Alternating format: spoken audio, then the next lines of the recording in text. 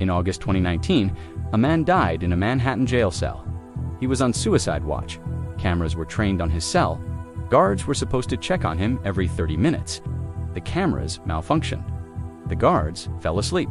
And Jeffrey Epstein was found dead before he ever faced trial. The official cause of death: suicide by hanging.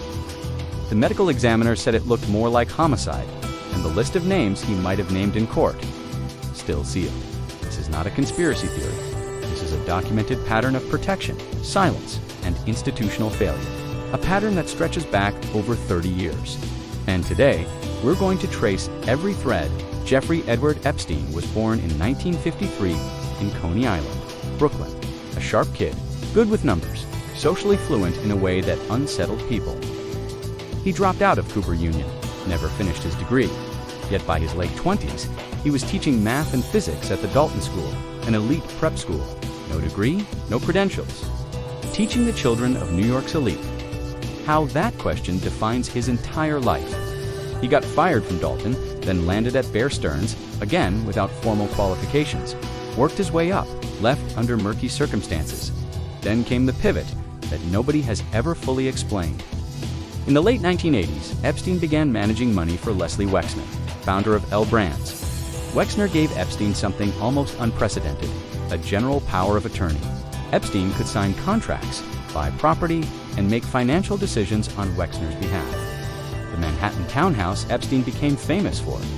Wexner's transferred for $1. The private jet initially registered to a Wexner entity, the Palm Beach mansion. Same story. Investigators estimated Epstein may have taken $46 million from Wexner. Wexner said he was defrauded, but he's never faced charges. The exact nature of their relationship has never been fully explained. What we do know is that by the 1990s, Epstein was operating as if he was untouchable. And he was right. Here's what investigators, journalists, and survivors have pieced together about how Epstein operated. He recruited young girls, often teenagers, from vulnerable backgrounds, using a pyramid structure. Girls would recruit other girls. They were told they were getting paid for massage work. What happened was abuse. The operation ran out of multiple properties: Manhattan, Palm Beach, a ranch in New Mexico, an apartment in Paris, and the now infamous Little St. James Island in the U.S. Virgin Islands.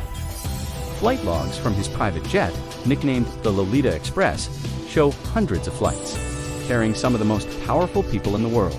Bill Clinton flew on the jet at least 26 times. Clinton has denied any knowledge of Epstein's crimes. Prince Andrew was photographed with Epstein, stayed at his properties, and was later accused by survivor Virginia Giuffre of sexual abuse. Andrew has denied this. He eventually settled with Giuffre, out of court for a reported $12 million. Donald Trump attended parties with Epstein in the 1990s and called him a terrific guy. Trump later said he had a falling out with Epstein years before his arrest. The point is this: Epstein moved among the highest levels of power in America and Europe for decades, and that access wasn't accidental. Former FBI Director Louis Freeh investigated Wexner's ties. Intelligence analysts speculated Epstein may have been running an intelligence-linked blackmail operation, collecting compromising material on powerful people, creating leverage.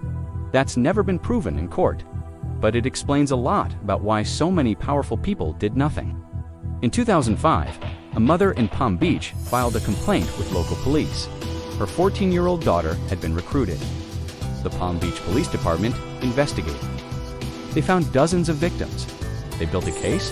They handed it to the FBI. Federal prosecutors in Florida had Epstein on charges that could have put him away for life. Instead, in 2008, they offered him a deal.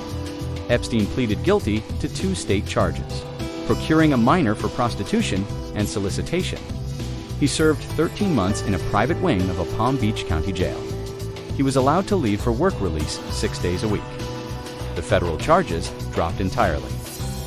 Crucially, the deal included a provision granting immunity to all potential co-conspirators.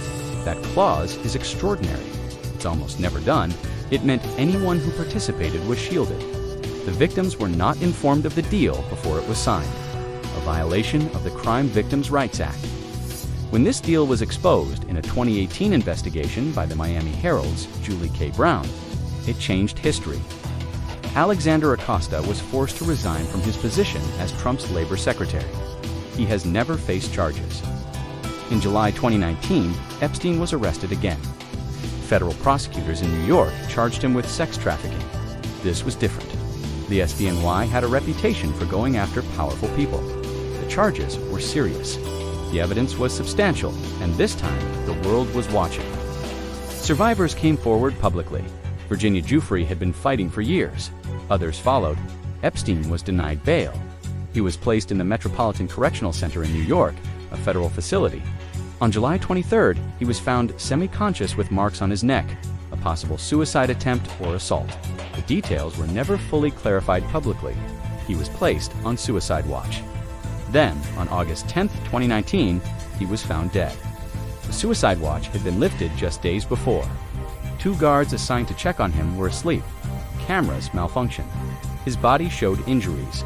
The independent medical examiner said they were more consistent with homicidal strangulation than suicide. The official ruling remains suicide. The files containing names of those who flew on his plane, many remain sealed or redacted. In 2024, a tranche of documents was unsealed. The names included politicians, academics, and public figures. Most denied wrongdoing. No new criminal charges followed. Ghislaine Maxwell, daughter of Robert Maxwell, was Epstein's longtime companion and alleged recruiter, and, according to survivors, active participant in the abuse. She evaded capture for 2 years. Investigators found her in 2021 in a New Hampshire property purchased under a shell company. In December 2021, she was convicted on 5 counts, including sex trafficking of a minor. In June 2022, she was sentenced to 20 years in prison. She has refused to name names. Despite being central to a trafficking network, not a single one of those men has been charged. Her lawyers argued she was scapegoated because Epstein died. Prosecutors argue she was a willing criminal. Both things can be true. What's remarkable is the asymmetry. The woman who recruited and managed the victims, 20 years. The men who used those victims, nothing. So where does this leave us? Jeffrey Epstein is dead. Ghislaine Maxwell is in prison. A handful of documents have been unsealed. And the powerful men whose names appear in those documents have largely continued their lives uninterrupted. No major political figure has been charged. No intelligence agency has acknowledged involvement. The full flight logs have never been made comprehensively public. And the question of who was protected by that 2008 deal and by whom has never been answered.